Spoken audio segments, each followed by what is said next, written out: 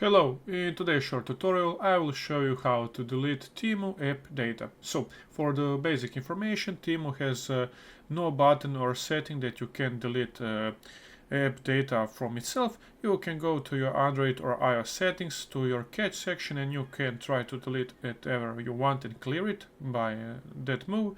Or if you don't want anything to do with it, you can just delete your Temu account like in the video that we have on our YouTube channel, and everything will be cleared. So the basic answer is you cannot delete anything from the Temu app by now. If it will be updated, we will update you on that information. So guys, I hope you like this information video. I hope you subscribe and see you in the next one. Bye.